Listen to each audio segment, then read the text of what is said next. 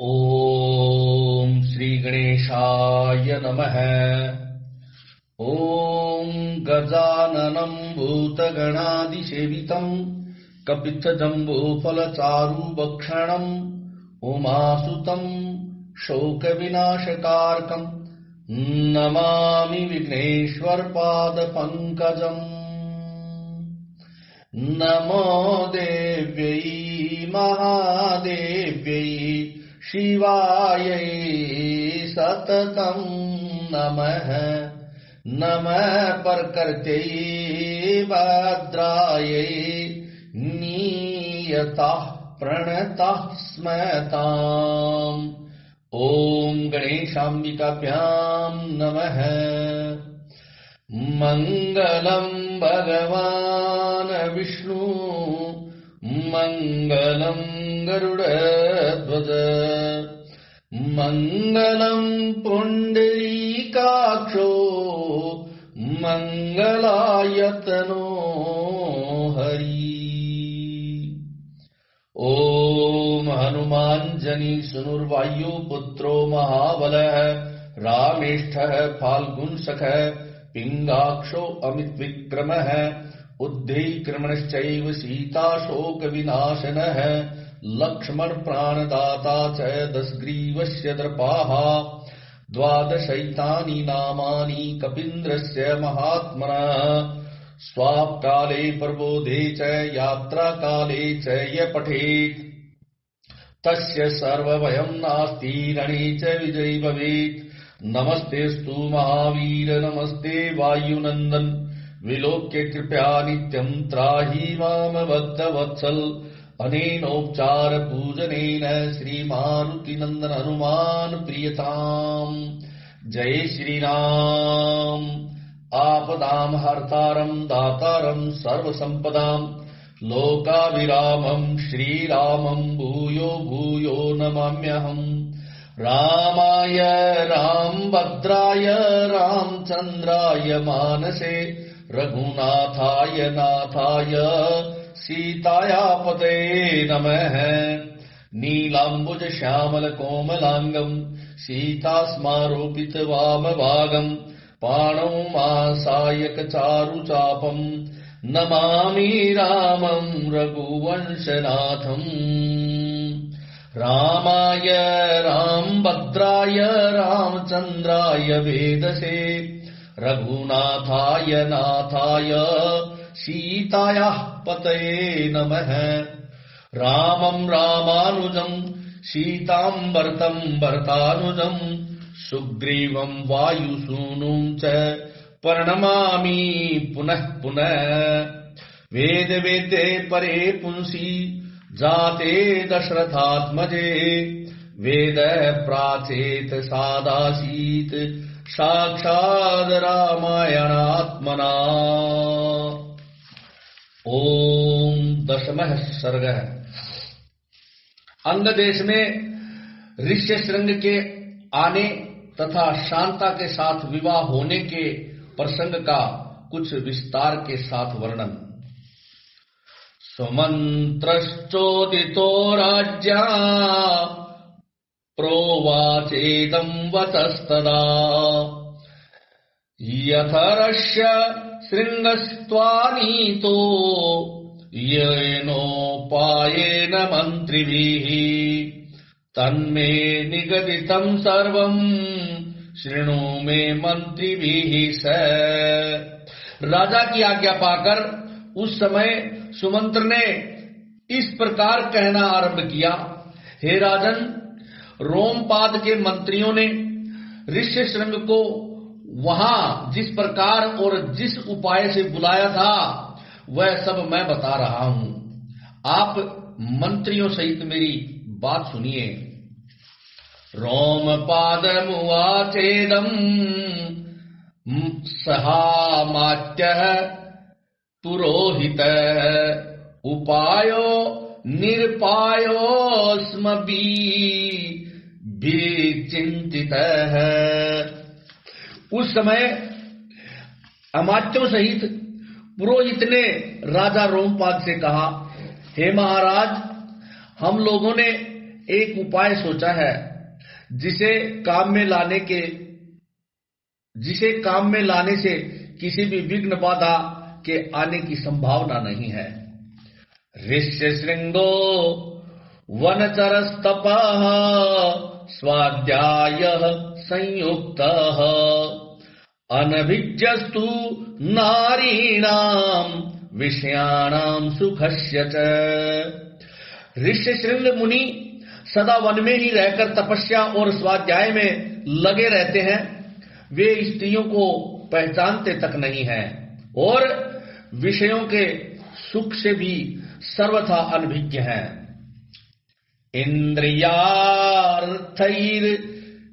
भीमर्तैर रचित प्रमाथिभिः पुरमानाय यिष्यामः क्षिप्रम साध्यवसीयताम। हम मनुष्यों के चित्त को मथ डालने वाले मनोवांछित विषयों का प्रलोभन देकर उन्हें अपने नगर में ले आएंगे। अतः इसके लिए शीघ्र प्रयत्न किया जाए। गणिकास्तत्र गच्छन्तु रूपवत्यः स्वलंकृताः प्रलोभ्य विविधोपाय रानेष्यन्ति है सत्कृताः। यदि सुंदर आभूषणों से विभूषित मनोहर रूप वाली वेश्याएं वहां जाएं तो वे भांति भांति के उपायों से उन्हें लुभाकर इस नगर में ले आएंगी। अतः उन्हें सत्कार पूर्वक भेजना चाहिए। श्रुत्वा तथेति राजा च प्रत्युवाच पुरोहितम् पुरोहितो मंत्रिणश्च तदा चक्रुश्च ते तथा। यह सुनकर राजा ने पुरोहित को उत्तर दिया, बहुत अच्छा, आप लोग ऐसा ही करें। आज्ञा पाकर पुरोहित और मंत्रियों ने उस समय वैसी ही व्यवस्था कर दी। वार मुख्यास्तु तच्चुत्वा वनम प्रविवेशुर्महत् आश्रमस्य विदूरेऽस्मिन् यत्नं कुर्वन्ति दर्शने। तब नगर की मुख्य वेश्याएं राजा का आदेश सुनकर उस महान वन में गई और मुनि के आश्रम से थोड़ी ही दूर पर ठहरकर उनके दर्शन का उद्योग करने लगी। ऋषे पुत्रस्य धीरस्य नित्यमाश्रम वासिनः पितुः स नित्य संतुष्टो नाति चक्राम चाश्रमात्। मुनि कुमार ऋष्य श्रृंग बड़े ही धीर स्वभाव के थे, सदा आश्रम में ही रहा करते थे। उन्हें सर्वदा अपने पिता के पास रहने में ही अधिक सुख मिलता था। अतः वे कभी आश्रम के बाहर नहीं निकलते थे। न तेन जन्म प्रवृत्ति दृष्टो पूर्वं तपस्विना स्त्री वा पुमान वा याच्याना तत् सत्वं नगर राष्ट्रदम। उन तपस्वी ऋषि कुमार ने जन्म से लेकर उस समय तक पहले कभी न तो कोई स्त्री देखी थी और न पिता के सिवा दूसरे किसी पुरुष का ही दर्शन किया था। नगर या राष्ट्र के गांव में उत्पन्न हुए दूसरे प्राणियों को भी वे नहीं देख पाए थे।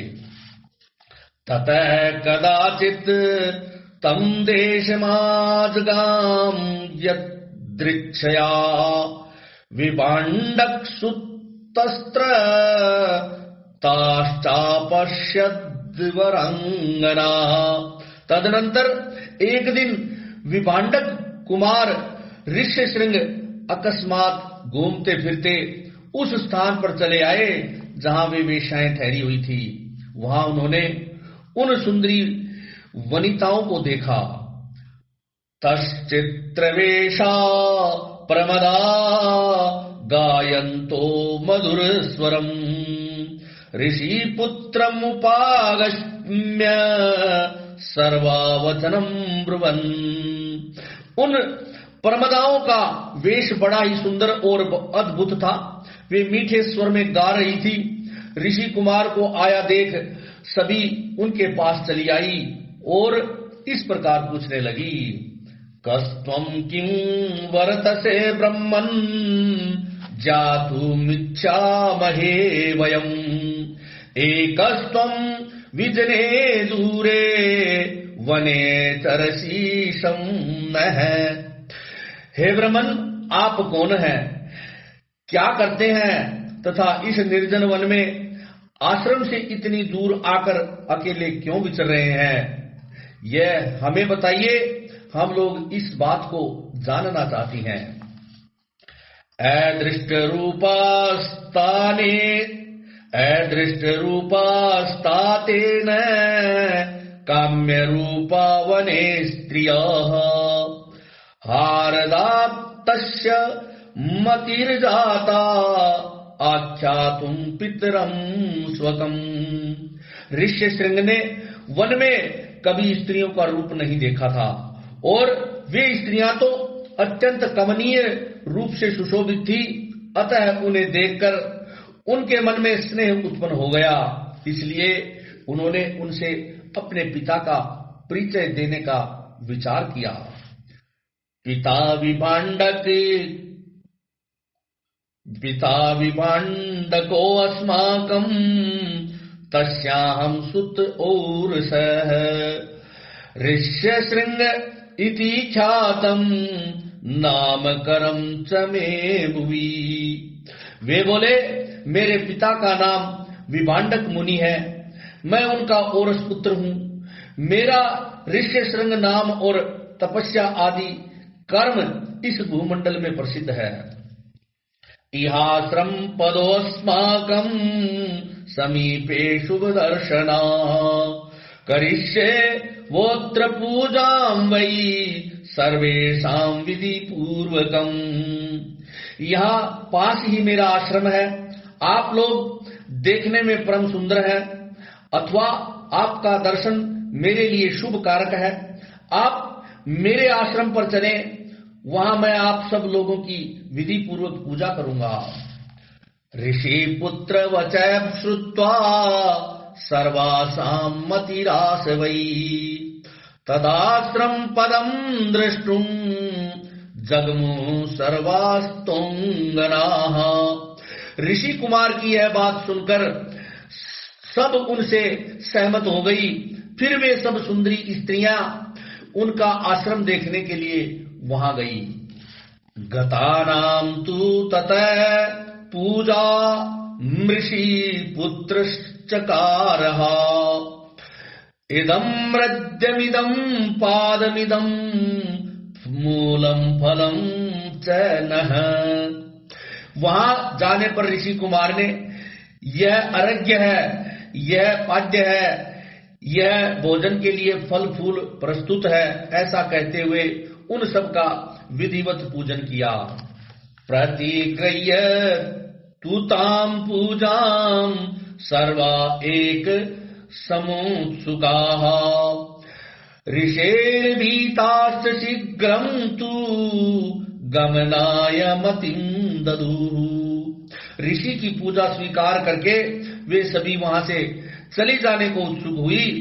उन्हें विभाण्डक मुनि का भय लग रहा था, इसीलिए उन्होंने शीघ्र ही वहां से चली जाने का विचार किया।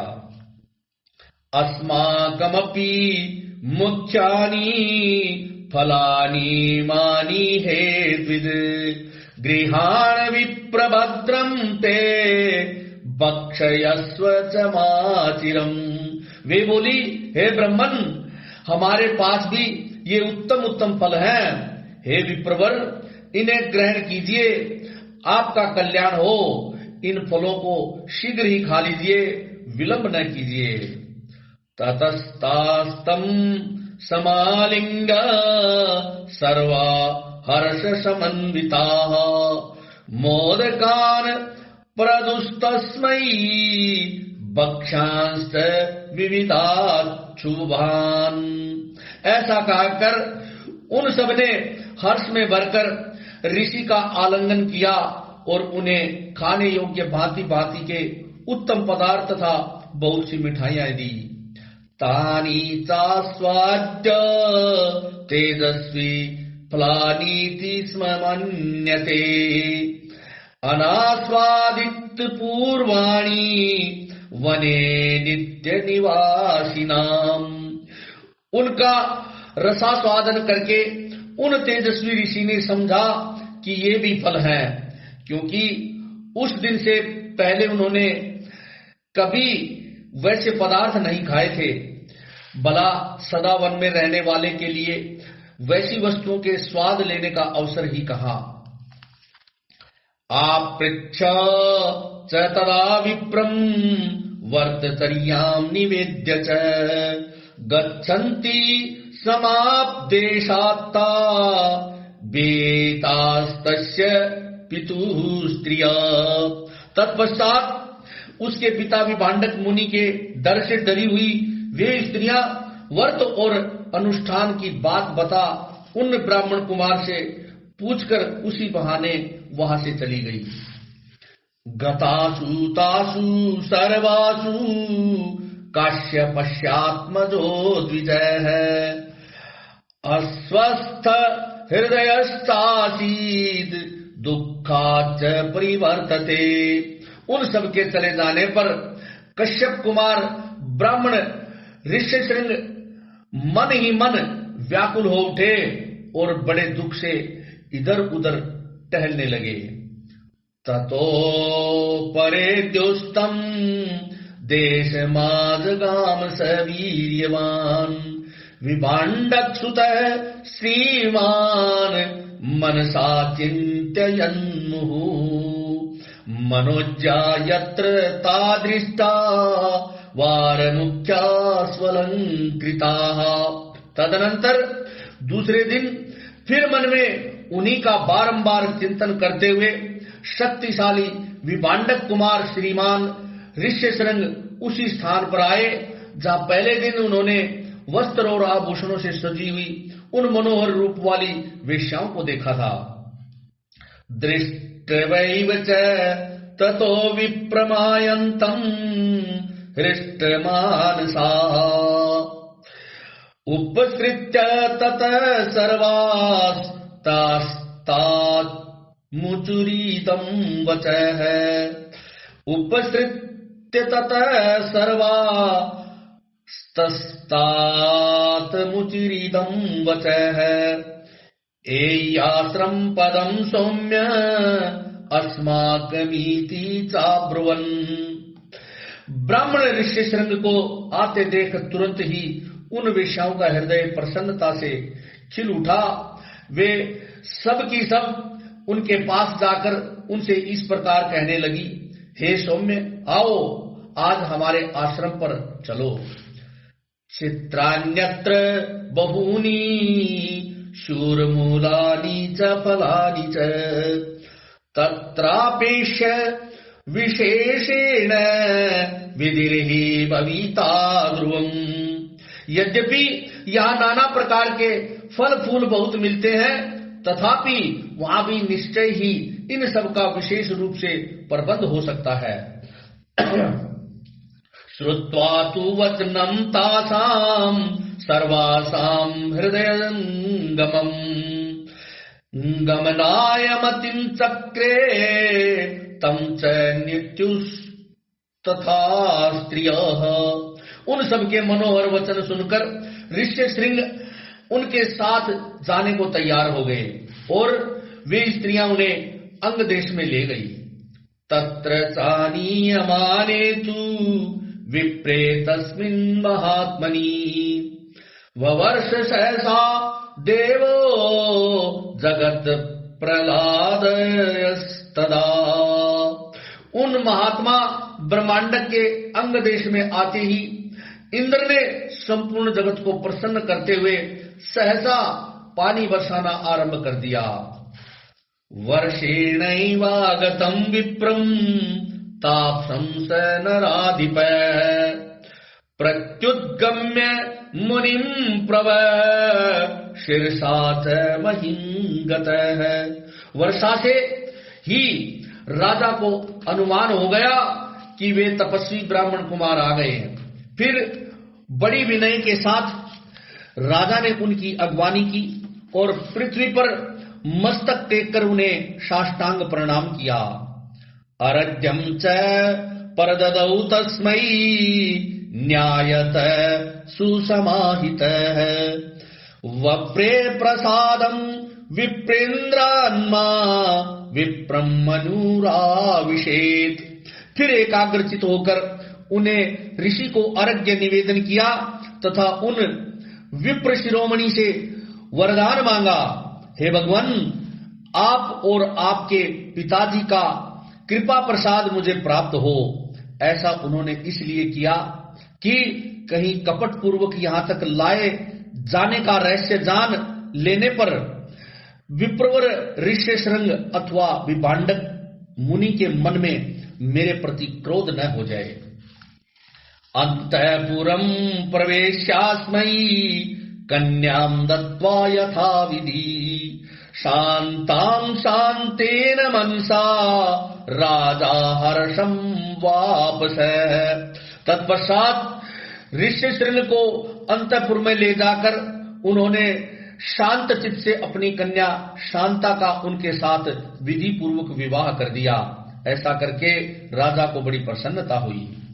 एवं स न्यवसत् तत्र सर्वकामैषु पूजितः ऋष्यशृंगो महातेजाः शांतया स भार्यया। इस प्रकार महातेजस्वी ऋष्यशृंग राजा से पूजित हो संपूर्ण मनोवांछित भोग प्राप्त कर अपनी धर्मपत्नी शांता के साथ वहां रहने लगे। इत्यार्षे श्रीमद् रामायणे वाल्मीकि आदि काव्ये बालकांडे 10वां सर्ग है। इस प्रकार श्री वाल्मीकि निर्मित आर्ष रामायण आदि काव्य के बालकांड में 10वां सर्ग पूरा हुआ। 11 सर्ग है। सुमंत्र के कहने से राजा दशरथ का सपरिवार अंगराज के यहां जाकर वहां से शांता और ऋष्यशृंग को अपने घर ले आना।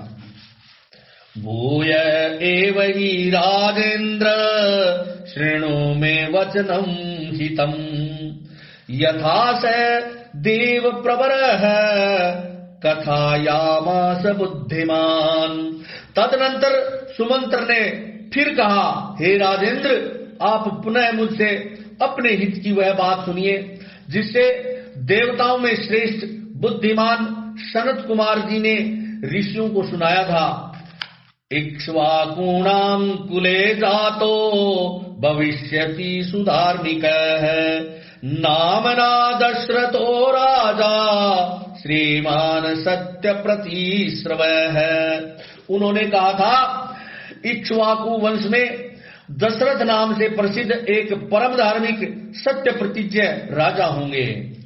अंगराजेन संख्यं च तस्य राज्यो भविष्यति कन्या चास्य महाभागा शांता नाम भविष्यति पुत्रस्त्वंगस्य राज्यस्तु रोमपाद इति श्रुतः तं स राजा दशरथो गमिष्यति महायशाः अनपत्योऽस्मि धर्मात्मन् शांता भरता मम क्रतुम् आहरेत त्वया जप्त संतानार्थम कुलस्य च। उनकी अंगराज के साथ मित्रता होगी।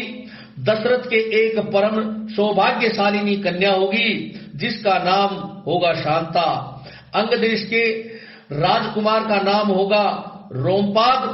महायशस्वी राजा दशरथ उनके पास जाएंगे और कहेंगे, हे धर्मात्मन, मैं संतानहीन हूं। यदि आप आज्ञा दें तो शांता के पति ऋष्यशृंग मुनि चलकर मेरा यज्ञ करा दें। इससे मुझे पुत्र की प्राप्ति होगी और मेरे वंश की रक्षा हो जाएगी। श्रुत्वा राज्योत तद्वाक्यम् मनसा स विचिन्त्य च प्रदास्यते पुत्रवन्तम् शान्तावरतारमात्मावान् शान्तावरतारमात्मवान्। राजा की यह बात सुनकर मन ही मन उस पर विचार करके मनस्वी राजा रोमपाद शांता के पुत्रवान पति को उनके साथ भेज देंगे। प्रतिगृह्य च तं विप्रं स राजा विगतज्वरः आहरिष्यति तं यज्ञं प्रहृष्टेनान्तरात्मना। ब्राह्मण ऋषि श्रृंग को पाकर राजा दशरथ की सारी चिंता दूर हो जाएंगी और वे प्रसन्नचित होकर उस यज्ञ का अनुष्ठान करेंगे। तम च राजा दशरथो यशस्काम कृतांजलिः ऋष्यशृङ्गं द्विजश्रेष्ठं वर्यष्यति दरं वित यज्ञार्थं प्रसवार्थं च स्वर्गार्थं च नरेश्वर लभते च स तं कामं द्विजमुख्याद विशाम्पति।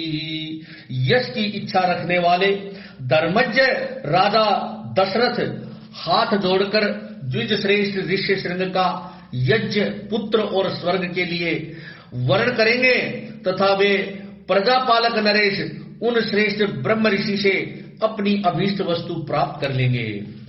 पुत्राश्चास्य भविष्यन्ति चत्वारो मृत्यु विक्रमाः वंश प्रतिष्ठानकराः सर्वभूतेषु विश्रुताः। राजा के 4 पुत्र होंगे जो अप्रमेय पराक्रमी वंश की मर्यादा बढ़ाने वाले और सर्वत्र विख्यात होंगे। एवं स देव प्रवरः पूर्वं कथितवान् कथाम् सनत कुमारो भगवान पुरा देव युगे प्रभु। हे महाराज, पहले सत्य युग में शक्तिशाली देव परवर भगवान सनत कुमार जी ने ऋषियों के समक्ष ऐसी कथा कही थी। सतम पुरुष शार्दूल समानय सुसत्कृतम स्वमेव महाराज गत्वा सबलवाहन है। पुरुष सिंह महाराज, इसलिए आप स्वयं ही सेना और सवारियों के साथ अंग देश में जाकर मुनि कुमार ऋष्य शृंग को सत्कार पूर्वक यहाँ ले आइए। सुमंत्रस्य वचः श्रुत्वा हृष्टो दशरथो भवत् अनुमान्य वसिष्ठं च सूतवाक्यं निशाम्य च शान्तः पुर महात्म्य पर्यवो यत्र स द्विजः। सुमंत्र का वचन सुनकर राजा दशरथ को बड़ा हर्ष हुआ। उन्होंने मुनिवर वशिष्ठ जी को भी सुमंत्र की बातें सुनाई और उनकी आज्ञा लेकर रनिवास की रानियों तथा मंत्रियों के साथ अंग देश के लिए प्रस्थान किया, जहां विप्रवर ऋष्य श्रृंग निवास करते थे। वनानि सरिस्तश्चैव व्यक्तिक्रम्य शनैः शनैः अभिक्राम तम देशं यत्रं वै मुनिपुंगवः। मार्ग में अनेकानेक वनों और नदियों को पार करके वे धीरे धीरे उस देश में जा पहुंचे जहां मुनिवर ऋष्य श्रृंग विराजमान थे। आसाद्यतम द्विज श्रेष्ठम रोमपाद समीपगम ऋषि पुत्रम ददर्शाथो दिव्यमान निवानलम। वहां पहुंचने पर उन्हें द्विज श्रेष्ठ ऋष्य शृंग रोमपाद के पास ही बैठे दिखाई दिए। वे ऋषि कुमार प्रज्वलित अग्नि के समान तेजस्वी जान पड़ते थे। ततो राजा यथा योग्यम पूजां चक्रे विशेषतः सखित्वात् तस्य वैराज्य परहृष्टेनान्तरात्मना रोमपादेन साक्षात् मृषि पुत्राय धीमते सख्यं संबंधकं चैव तदा तं प्रत्यपूजयत्। तदनंतर राजा रोमपाद ने मित्रता के नाते अत्यंत प्रसन्न हृदय से महाराज दशरथ का शास्त्रोक्त विधि के अनुसार विशेष रूप से पूजन किया और बुद्धिमान ऋषि कुमार ऋष्यशृंग को राजा दशरथ के साथ अपनी मित्रता की बात बताई। उस पर उन्होंने भी राजा का सम्मान किया। एवं सुसत्कृतेन सहोषित्वा नरर्षभः एवं सुसत्कृतेन सहोषित्वा नरर्षभः सप्ताष्ट दिवसान् राजानमीदं ब्रवीत् शान्ता तव सुता राजन् स वर्त्रा विशाम्पते मदीयं नग्रं यातु कार्यं हि महद्यु उद्दत्ततम्। इस प्रकार भलीभांति आदर सत्कार पाकर नरश्रेष्ठ राजा दशरथ रोमपाद के वहां 7-8 दिनों तक ठहरे। इसके बाद वे अंगराज से बोले, हे प्रजापालक नरेश, तुम्हारी पुत्री शांता अपने पति के साथ मेरे नगर में पदार्पण करे, क्योंकि वहां एक महान आवश्यक कार्य उपस्थित हुआ है। तथेति राजा संसृत गमनम तस्य धीमतः उवाच वचनं विप्रं गच्छ त्वं स भार्यया ऋषिपुत्र पतिश्रुत्य तथेत्याह नृपं तदा। राजा रोमपाद ने बहुत अच्छा है ऐसा कहकर उन बुद्धिमान महर्षि का जाना स्वीकार कर लिया और ऋष्यशृंग से कहा, हे विप्रवर, आप शांता के साथ महाराज दशरथ के यहाँ जाइए। राजा की आज्ञा पाकर उन ऋषि पुत्र ने तथास्तु कहकर राजा दशरथ को अपने चलने की स्वीकृति दे दी। सैन्द्रपेणाभ्यानुजात पर्यवौ स भार्यया तावन्योन्याञ्जलिं कृत्वा स्नेहात्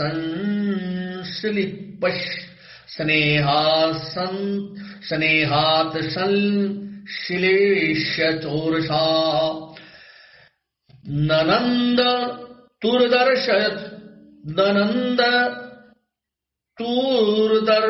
दशरथो रोमपादश्च वीर्यवान् ततः सुहृद मापृच्छ प्रस्थितो रघुनंदन। राजा रोमपाद की अनुमति ले ऋष्यशृंग ने पत्नी के साथ वहां से प्रस्थान किया। उस समय शक्तिशाली राजा रोमपाद और दशरथ ने एक दूसरे को हाथ जोड़कर स्नेह पूर्वक छाती से लगाया तथा अभिनंदन किया। फिर मित्र से विदा ले रघुकुल नंदन दशरथ वहां से प्रस्थित हुए।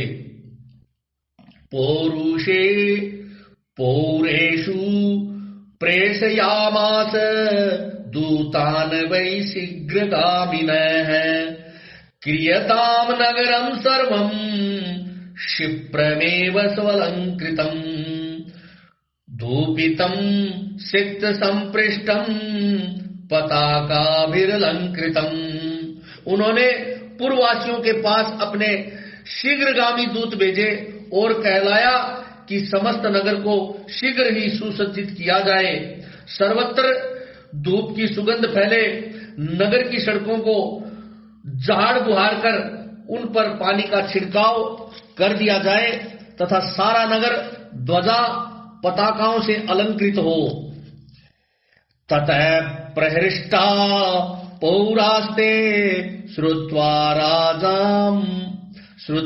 राजानमागतम् तथा चक्रुश्च ततः सर्वं राज्यायत प्रेषितम तदा। राजा का आगमन सुनकर पुरवासी बड़े प्रसन्न हुए। महाराज ने उनके लिए जो संदेश भेजा था उसका उन्होंने उस समय पूर्ण रूप से पालन किया। ततः स्वलंकृतं राजा नगरं प्रीवेशः शंखदुन्दुभी निरार्दई पुरस्कृत्वा द्विजर्षभम्। तदनंतर राजा दशरथ ने शंख और दुंदुभी आदि वाद्यों की ध्वनि के साथ विप्रवर ऋष्यशृंग को आगे करके अपने सजे सजाए नगर में प्रवेश किया। ततः समुदिता सर्वे दृष्ट्वा वै नागराद्विजम् प्रवेश्यमानं सत्कृत्य नरेन्द्रेन्द्र कर्मणा यथा दिवि सुरेन्द्रेण सहस्राक्षेण काश्यपम। उन द्विज कुमार का दर्शन करके सभी नगर निवासी बहुत प्रसन्न हुए। उन्होंने इंद्र के समान पराक्रमी नरेंद्र दशरथ के साथ पुरी में प्रवेश करते हुए ऋष्यशृंग का उसी प्रकार सत्कार किया जैसे देवताओं ने स्वर्ग में सहस्राक्ष इंद्र के साथ प्रवेश करते हुए कश्यप नंदन वामन जी का समादर किया था। अंतःपुरं प्रवेश्यैनं पूजां कृत्वा च शास्त्रतः कृतकृत्यं तदात्मानं मेने तस्योपवाहनात्। ऋषि को अंतःपुर में ले जाकर राजा ने शास्त्र विधि के अनुसार उनका पूजन किया और उनके निकट आ जाने से अपने को कृतकृत्य माना। अंतःपुराणि सर्वाणि शान्तां दृष्ट्वा तथागतां सह भर्त्रा विशालाक्षीं प्रीत्यनंदन पुमागमन। विशाल लोचना शांता को अर्थात बड़े बड़े नेत्रों वाली शांता को इस प्रकार अपने पति के साथ उपस्थित देख अंतःपुर की सभी रानियों को बड़ी प्रसन्नता हुई। वे आनंद मग्न हो गई। पूज्यमाना तूताभिः सा राज्ञा चैव विशेषतः उवास तत्र सुखिता कंचित कालं स द्विजा। शांता भी उन रानियों से तथा विशेषतः महाराज दशरथ के द्वारा आदर सत्कार पाकर वहां कुछ काल तक अपने पति विप्रवर ऋष्यशृंग के साथ बड़े सुख से रही। इस तरह से श्रीमद रामायणे वाल्मीकि आदि काव्य बालकांडे एकादश सर्ग है। इस प्रकार वाल्मीकि निर्मित आर्ष रामायण आदि काव्य के बालकांड में 11वां सर्ग पूरा हुआ। ओम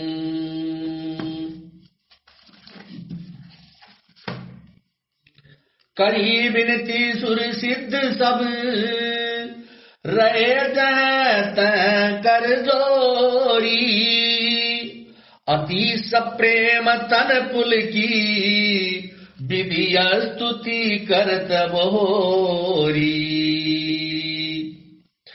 जय राम सदा सुख धाम हरे रघुनायक सायक चाप धरे भव बारन दारन सिंह प्रभो गुण सागर नागर नाथ विभो।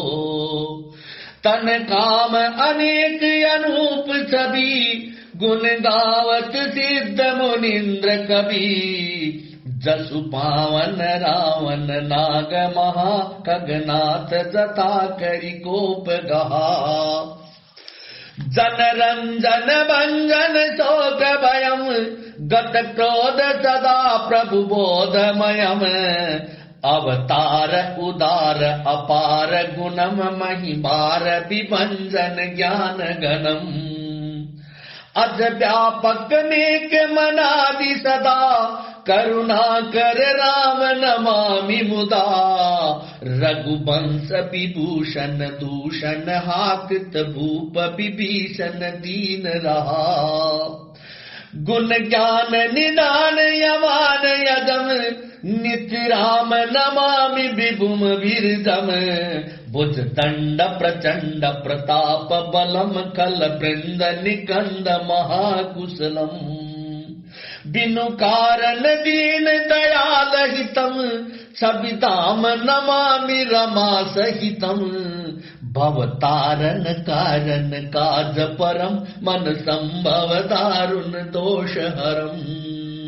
सर चाप मनोहर त्रोण धरम, जल दारुण लोचन भूप बरम। सुख मंदिर सुंदर श्री रमनम, मद मार मुदा ममता समनम। अनवद्य अखंड न गोचर गो, सब रूप सदा सब होई न गो। इति वेद वदन्ति न दंत कथा, रवि आतप भिन्नम भिन्न जथा। कृत कृत्य विभो सब वानर ए, निरखंति तवानन सादर ए। दिग जीवन देव शरीर हरे, तव भक्ति बिना भव भूलि परे। अब दीन दयाल दया करिए, मति मोरी विवेद करी हरिये। जेहि ते विपरीत क्रिया करिए, दुख सो सुख मानी सुखी चरिए।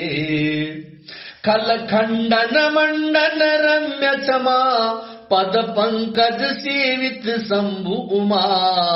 नृप नायक दे वरदान मिदम, चरणाम्बुज प्रेम सदा शुभदम। विनय कीनी चतुरानन, प्रेम पुलक अति गात। शोभा सिंधु विलोकत, लोचन नहीं अगात। इस प्रकार ब्रह्मा जी ने अत्यंत प्रेम पुलकित शरीर से विनती की।